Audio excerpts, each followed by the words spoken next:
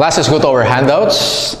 Okay, understanding internal control, number 1. It is the process designed and effected by those charged with governance or the board of directors, the management, and other personnel to provide reasonable assurance about the achievement of the entity's objectives. We know it's letter B, internal control. Meron tayong 3 objectives: reliability of financial reporting, efficiency and effectiveness of operations, and compliance with laws and regulations. Number 2, the primary objective of procedures performed to obtain an understanding of internal control is to provide auditor with, so understanding pa lang tayo, okay? Letter A, knowledge necessary to plan the audit. B, a basis for modifying tests of controls. Letter C, information necessary to prepare flowcharts. D, evidence to use in reducing detection risk. Actually, A yan, okay? Knowledge necessary to plan the audit. Bakit, sir?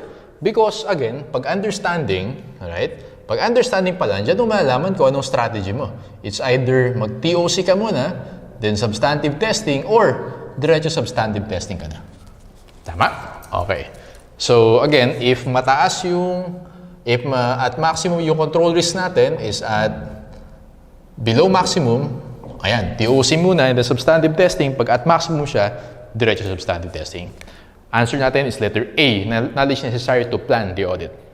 Kung anong strategy gagamitin natin. Number 3, the auditor uses understanding to A, identify types of potential misstatements. Yes, yung mga internal controls na medyo weak. Okay, yun, may mga potential misstatements doon.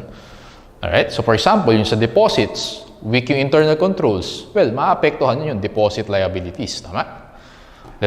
Number 2, consider factors that affect the risk of material misstatement. Well, yung control risk portion. Tama?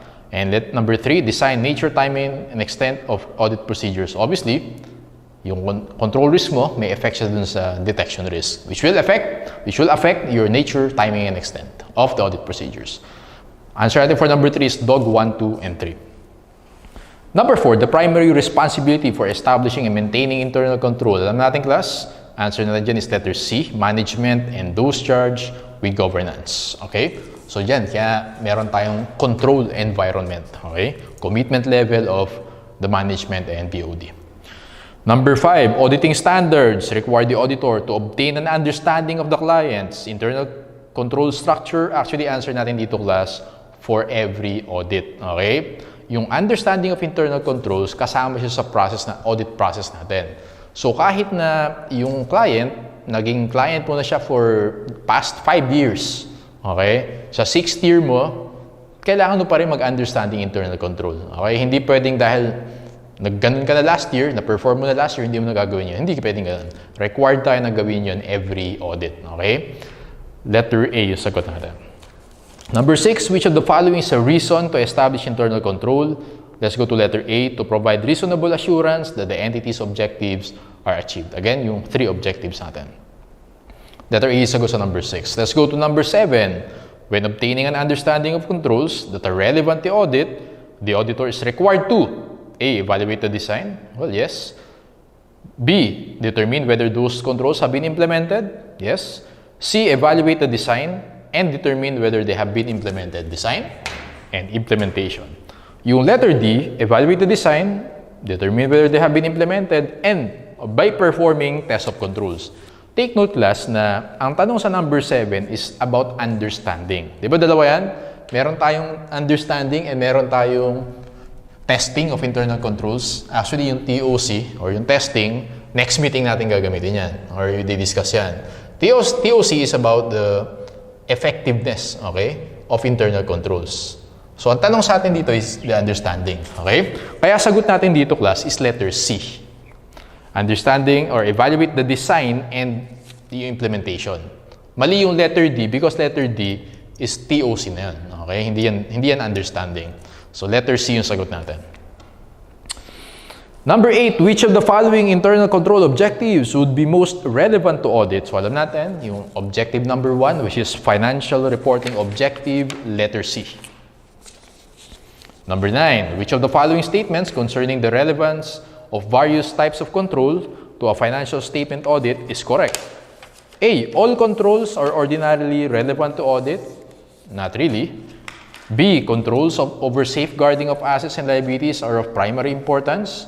while controls over the reliability may also be important. Nope, baliktad. Letter C dapat yan. Controls over the reliability of financial reporting, yun yung pinaka-important sa atin, are ordinarily most relevant, but other controls may also be relevant. Okay? So, letter C yung sagot natin dyan.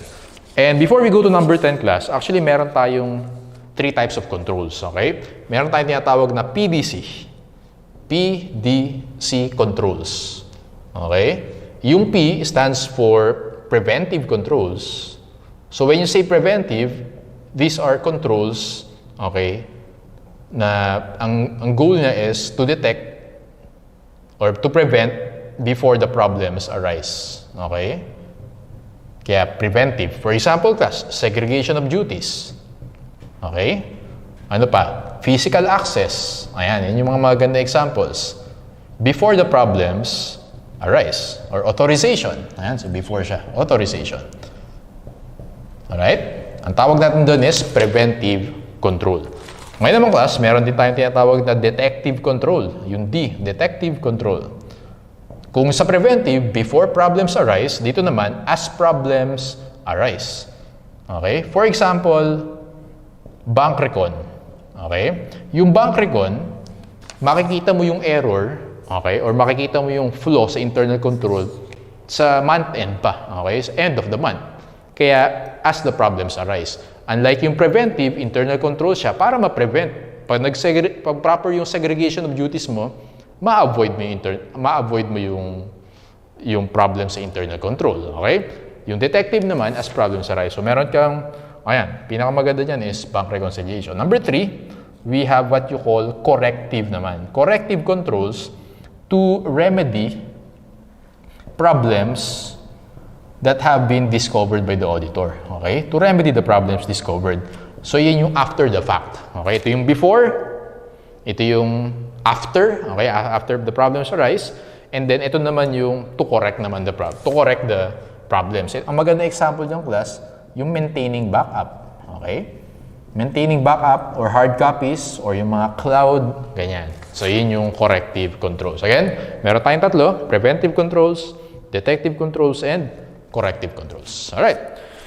Let's go to number 10. When obtaining an understanding of the entity's control environment, asan yun, sir? Ito, control environment, an auditor should concentrate on the substance of management's policies and procedures rather than their form because, punta ka sa letter C, management may establish appropriate policies and procedures but not act on them. Letter C yung sagot. Ang ibig sabihin din yung class is, pag nag-obtain tayo ng understanding about internal controls, dalawa yung ina-assess natin. Design and implementation. Okay? Yung design, kasi class, baka naman, well, ideally, yung nasa flowchart, okay, nasa manual procedures na, okay, by design, ganito dapat yung mangyari. Pero baka hindi naman totoo nangyayari. Baka hindi actually implemented. That's why letter C yan. Management may establish appropriate policies and procedures but not act on them. Baka nga nasa design siya, pero hindi naman talaga na-i-implement. Okay? Letter C.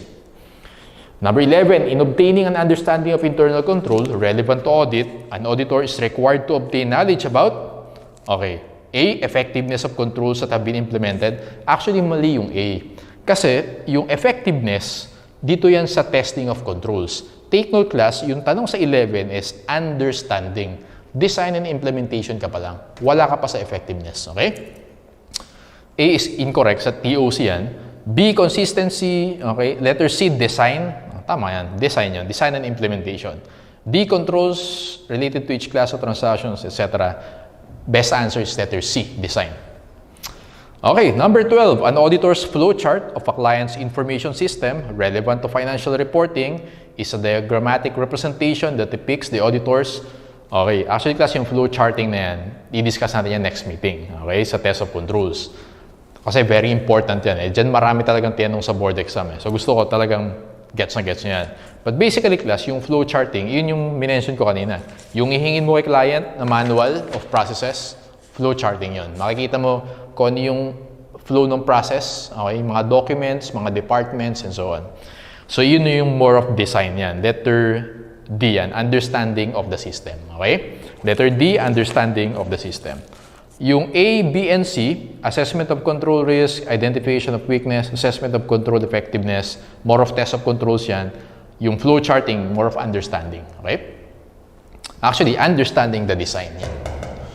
Number 13, as part of understanding internal control, an auditor is not required to A, consider factors that affect the risk of material misstatement, ascertain whether the internal controls have been implemented, yes, identify the type of potential misstatements. Actually, dog yung mali dyan. Obtain knowledge about the operating effectiveness. Mali yun. Kasi yung operating effectiveness, sa TOC yun. Okay? Ingat kayo doon na marami nagkakamali dyan. Ulitin ko, pag understanding, design and implementation pa lang yung pinag-uusapan natin. Pag TOC, dun yung effectiveness. Kaya mali yung letter D dyan. Okay? Not required to obtain knowledge about the operating effectiveness. Letter D. Okay, number 14. Which of the following best describes the interrelated components of internal control? Let's go to BOY. Control environment, risk assessment, control activities, okay, information and communication systems, and monitoring. Okay, yung acronym natin dyan is, or mnemonics natin dyan is crime. Right? Crime. Letter B.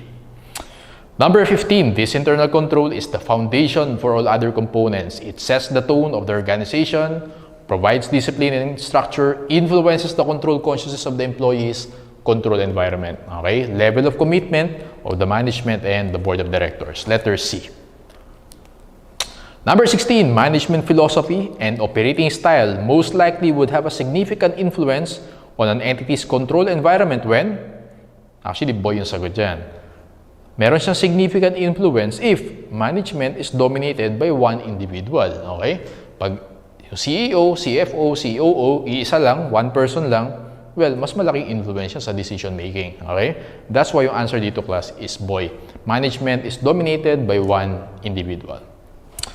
Number 17, which of the following best describes the entity's risk assessment process? Okay? Let's go to A, entity's process of identifying business risk. Okay? Relevant to financial reporting and deciding about actions, courses of actions to address those risks. Number 17 is letter A. Alright? Tingnan natin yung ibang choices. Entity's assessment of audit risk. Hindi audit risk. Again, pinag-uusapan natin dito is business risk. Entity's process of evaluating of risk of misstatements. Nope. Risk of the internal control may fail to detect misstatements. Mali yan. So, yung B, C, and D sa part ni auditor yan. Okay? Yung A, ayan, sa side ni management. Alright? Business risk. Letter A for number 17. Number 18, the policies and procedures that help ensure that management's directives are carried out. Ito, actually, na-erase ko siya. Are referred to as control activities. And under control activities, meron tayo at least 4. Yung 4 lang yung highlight ko. Physical controls, segregation of duties, information processing controls, and performance reviews. Number 18 is boy. Number 19, which of the following is not one of the specific control? Performance reviews, yes. Physical controls, yes. Segregation of duties, yes. Monitoring, hindi. Kasi monitoring is one of the components. Hindi siya one of the control activities. Okay? Dog is the answer for number 19. Number 20, as a result of obtaining an understanding of entity's internal control system, the auditor may become aware of material weakness in the design and implementation.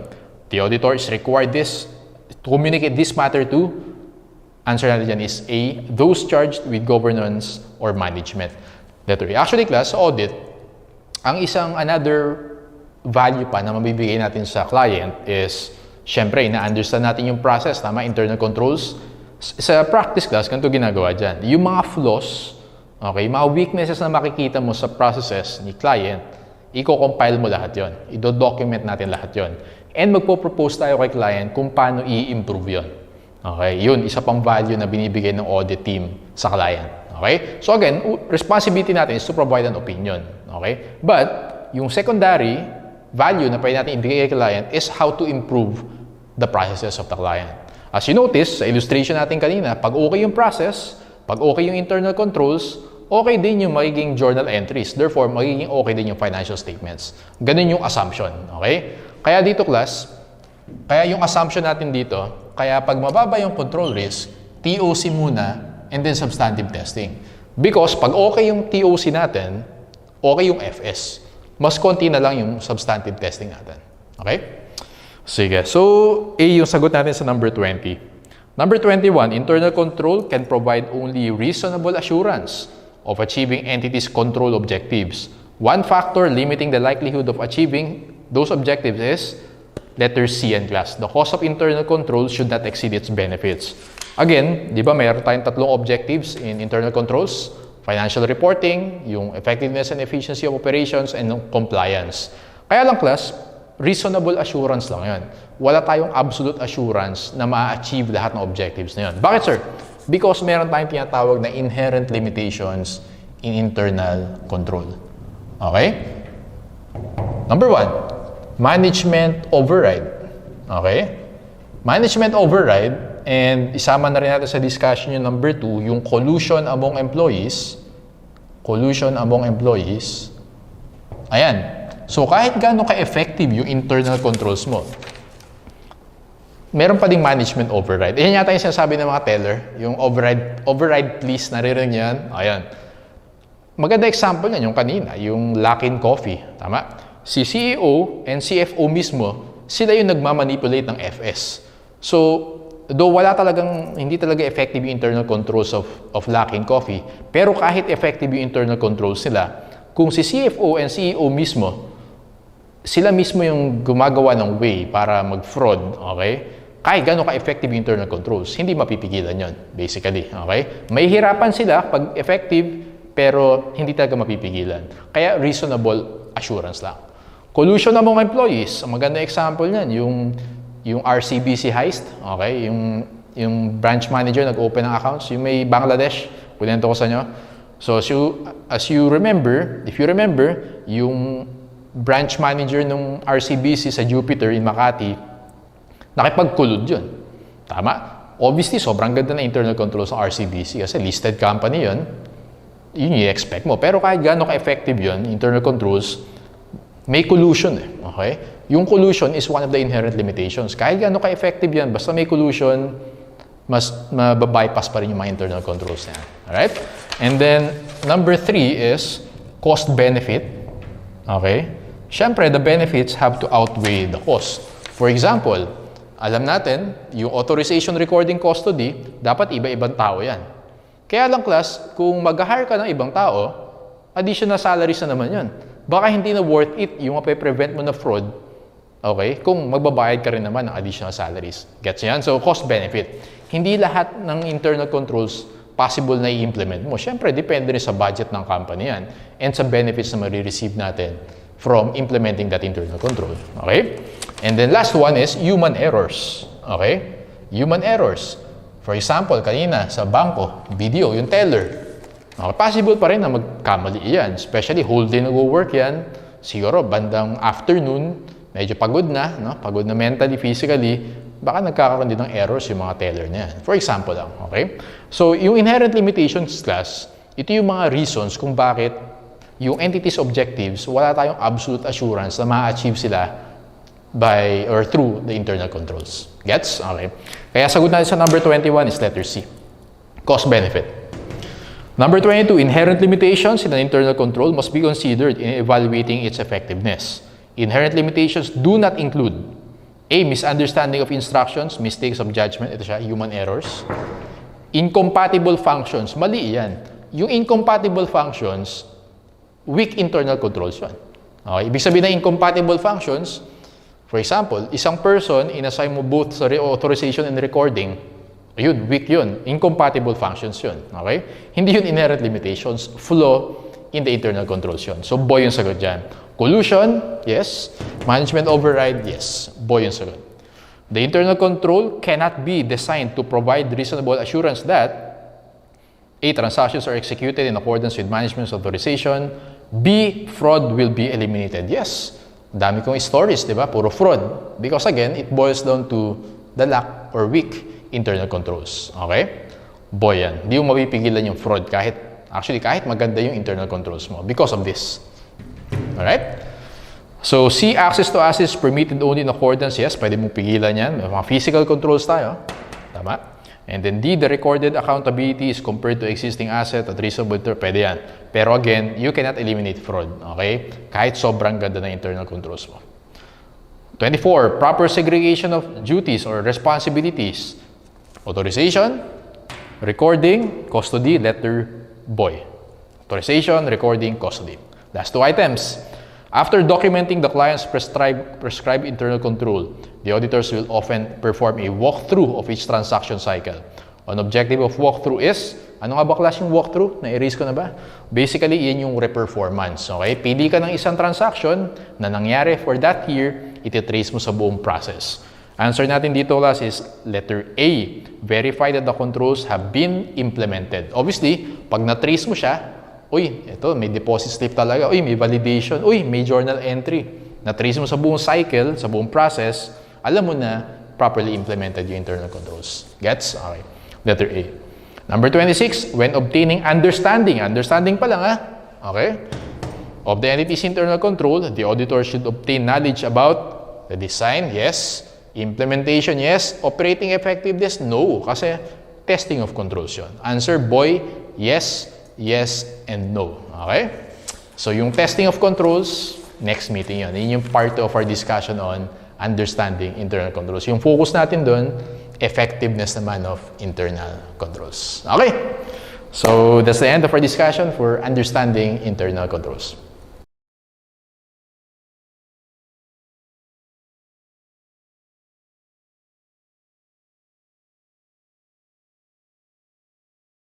Okay, welcome to the bracket episode 161. Today we are a New York crew because of obviously Yak Boys are out in Chicago. So we have full crew Dukes, Rico, Tommy, myself, Hubs, Big Ev, and then Meek will be joining shortly.